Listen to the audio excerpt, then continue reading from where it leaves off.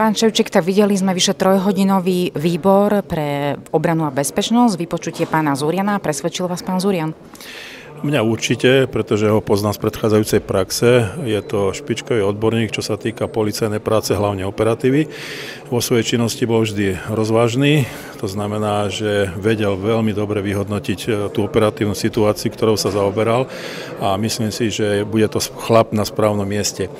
Čo sa týka toho útoku na to, či je to politická alebo odborná nominácia, tak by som jednoznačne potvrdil, je to vysoko odborná nominácia, pretože ten chlap má aj skúsenosti tej zriadiacej organizátorskej práce, to znamená, bol na niekoľkých veľmi dôležitých funkciách, pozíciách a na rozdiel od mnohých tých nominantov, ktorí žiaľ budú musieť odísť, tak je to určite najlepšia voľba. Ako ste vnímali tie, nazvem to, útoky alebo otázky súčasnej opozície, ktorá teda sa dotazovala, že či je to politická nominácia, ale tú zmenu zákona presadili oni v minulosti, že vlastne šéfa inšpekcie si menuje sám minister? Musím vám na rovinu povedať, že niekedy sa musím okolo seba ako poobzerať, že či som naozaj dobre v parlamente, pretože tá odbornosť týchto otázok niekedy bola suterén a myslím si, že mali sa zaoberať skôr tou odbornou časťou, teda tou odbornou stránkou tohoto kandidáta, či ozaj vhodný na túto funkciu a nie tam prepierať mnohé prípady, ktoré s tým absolútne nesúviseli. Som sklamaný z toho konania niektorých tých poslancov. Bol to hlavne pán Matovič, pán Šipoš a pán Mikulec, ktorý teda je bývalý minister vnútra, ale nadviežem na tú predchádzajúcu otázku, že oni si sami nominovali ľudí. Pán Hamran neprešiel takýmto výborom, to bola dobrá vôľa, že prišli na výbor, pretože nemali povinnosť prísť a čeliť takémuto 3,5-hodinovému výsluchu. Takže ako napríklad ste hodnotili tie otázky pána Mikulca? Tak, pán minister Eštok využil platný zákon, ktorý teda oni pripravili a presadili do praxe, takže tam nemôžeme o ničom pochybovať, pretože musíme jednoznačne postupovať podľa zákona. A čo na to povedať? Oni si zákony vždycky prispôsobovali tomu, aby im to vyhovovalo. No a teraz to sú celkom zúfali, že teda pán Eštok si vybral sám svojho kandidáta, ale myslím si, že to bolo určite po porade s nejakými odborníkmi, ktorí sa v tejto problematike vyznajú, pretože ako uviedli, oni sa nepoznali, takže musel dať na niekoho slovo, musel byť niekým odporučený. No a čo sa týka tých ostatných poslancov a pána Mikulca, tak to bolo čisté zúfalstvo. Ako ste vnímali ten dotaz, alebo to bol taký prolog pani ex-ministerky spravodlivosti Kolíkovej, ktorá spochybnila apolitickosť pána Zuriana v tom zmysle, že neverí verzii o samovražde pána generála Lučanského, chce to dať na novo vyšetriť a takisto spochybnil ten štatút chránený, ktorý si dali Čurilovci pre úrad oznamovateľov trestnej činnosti, takže ako ste sa na toto pozerali? Tak som sa čudoval, že pani Kolíková vôbec má odvahu sa k tejto problematike vyjadrovať, pretože za jej ministrovania sa stalo mnoho zlého, by som to tak nazval, nebudem ako do podrobností to rozvádzať.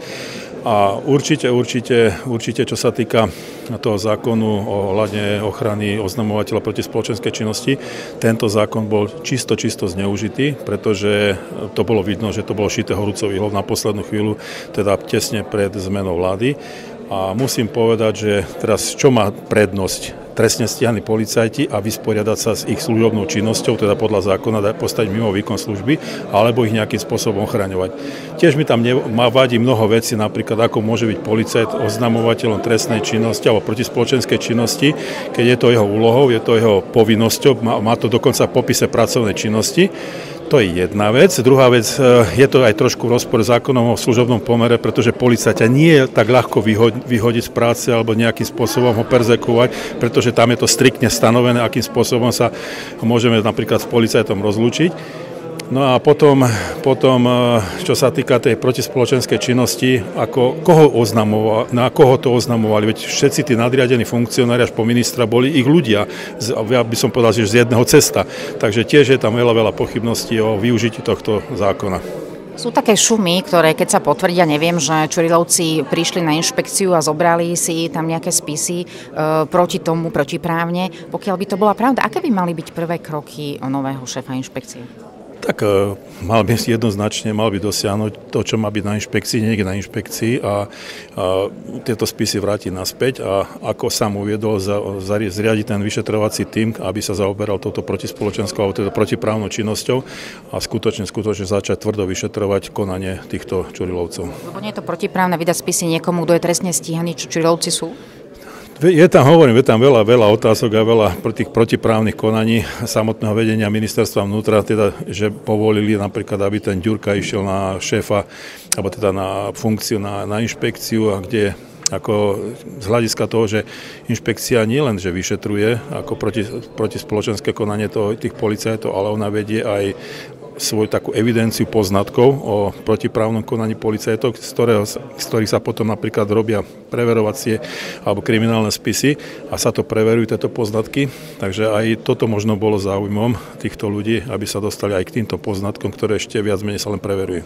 Jedna z tých otázok opozície bola, že ako si vôbec obvinený Zurian dovolí sadnúť pred komisiu a uchádzať sa o túto pozíciu, ale oni tým pádom vlastne popreli to, čo ste práve povedali, že obvinení trestne stíhaní Čurilovci boli ešte aj povýšení, neboli postavení mimo službu okamžite, čo minister Nový teda spravil podľa zákona, dodržial zákon, ale boli ešte povýšení na inšpekciu. Tak z samotného vypočutia sme zistili, že Branislav Zurian nie je obvinený, to znamená, že nie je voči nemu vedené žiadne konanie. A dokonca tam zaznelo aj to, že aj ústavný súd usúdil, že toto konanie proti nemu bolo protiústavné, protiprávne a porušuje ho ľudské práva. Takže neviem, prečo sa tu niekto opiera o takéto konanie, keď je to všetko zhodené zo stola a ako kandidát je čistý, čo sa týka morálneho, ale aj ako toho trestnoprávneho alebo registra trestov. Takže to, čo oni doteraz vyvádzali za 3,5 roka, tzv. Čurilovci, to sme sami videli, že tie konania v mnohých prípadoch boli vymyslené, v mnohých prípadoch boli podporené len s kajúcnikmi, ktorých dokonca doslova do písmena navádzali na výpoveď a v mnohých prípadoch robili trestné konanie tak, že vymysleli skutok a už potom nejakým spôsobom dopasovali tie výpovede tých kajúcnikov alebo svedkov do tohto trestného konania. Takže mnoho vecí tam bolo účelových, vidíme, že mnoho tých trestných konaní už bolo ukončených, teda či už paragrafom 363 alebo iným spôsobom. To znamená, že táto éra už asi musí skončiť. Predseda výboru pán Gašpar povedal, že zazneli tam dosť závažné skutočnosti na tomto výbore. O čo išlo, ak to viete divakom osvetliť?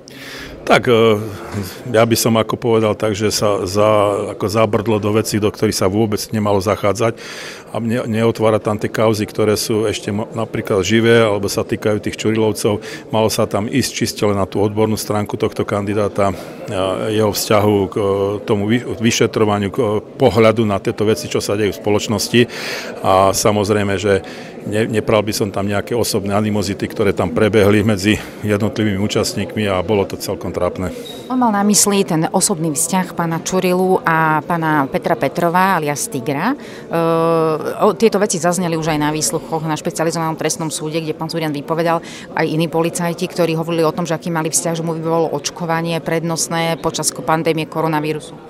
Tak oni sami chceli počuť tieto odpovede, preto dávali tieto otázky a evidentne, že tam toto konanie, ktoré viedli Čurilovci s týmito kajúcnikmi, nie je čisté a nie je to v poriadku. Ďakujem pekne za rozhovor. Pekný deň vám prajem, ďakujem.